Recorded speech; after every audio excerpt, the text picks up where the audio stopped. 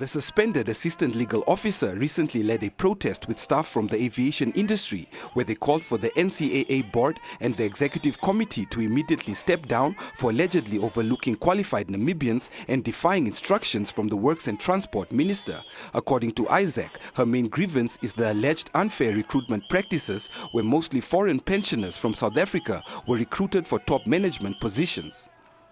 The events of the 16th of July are that in the morning we came in and it was a normal, but we had agreed that we were wearing all black because we felt we needed to be heard as black people, and that's why I was actually wearing the shirt with that message, that black employees matter, that junior employees matter, that temporary employees matter, and this message was such because those are my main grievances. For instance, I just feel like temporary staff are being undermined. On one side you have management that is saying we do not have qualified Namibians and therefore, we have made efforts to hire foreigners instead. But for instance, in the compliance and regulatory risk department, in this department you have a Namibian black woman who holds an LLB degree. You also have a young man who holds a master's degree from the UK in aeronautical engineering, which is a scarce area in Namibia, right? Scarce, and which is also very relevant to the authority. But these are temporary; they're temporary employees on contracts just being renewed, continuously. And then this department is headed by somebody who does not have legal background or legal qualification, who does not have aeronautical engineering experience or qualification. Like the least qualified person in that department is the one heading the department, and then the qualified people are on temporary contracts, and then we have EXCO singing the song of we don't have qualified Namibians. All you need to do for somebody who has an aeronautical master's, right, is to top up with the inspection trainings, and so they get the credentials, and so that even the 2-year training that they're supposed to do to get registered with the engineering council, that can be done in the NCAA because it's aeronautical, and you want to retain such employees because this is a scarce area. But of course that's not being done. Even if there are certain areas that we can't fill with Namibian skills, when you do then get a foreign expert, they should have an understudy, because how and when are you going to close the skills gap that you're concerned about? And this is not a common practice in the NCAA. It's not happening, and over and above that, even if you need to go and source for foreign skills, you still need to follow procedures. You still need to comply with laws. You don't just start headhunting and whatnot. You still follow the normal procedures and have preferences for the least, for the least advantaged groups, basically.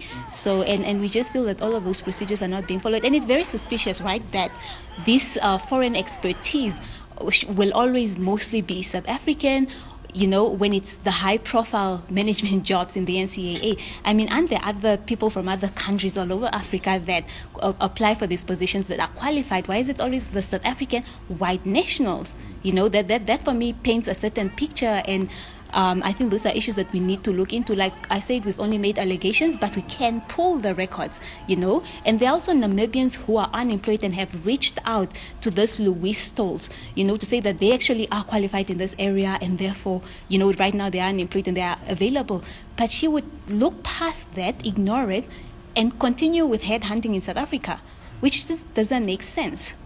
The NCAA is a state-owned enterprise which functions autonomously under a board of directors appointed by the Minister of Works and Transport in his capacity as the portfolio minister. The state-owned enterprise's interim executive director, Reinhard Gardner, during a recent press briefing, explained why the regulatory body opted to outsource foreign skilled experts. So Peter Murray is one of the very few highly qualified air navigation service managers with many, many years under his belt, who was appointed. He came here, got a work permit, and he was asked to help us and assist us establishing that in ANS. And by virtue of the organization, he's also a board, not board member, but on the EXCO. And it's a very, very important part of the NCAA. Mr. Harry Roberts is a similar case, specialized experience and qualifications in procedural designs. If an aeroplane comes in, you don't come and land. There's a certain procedure, there are certain approaches you fly, there are charts. That is his speciality, highly qualified, also South African, because those two specialities or qualifications we did not have in Namibia available at the time. And so there are many in the NCAA, even today.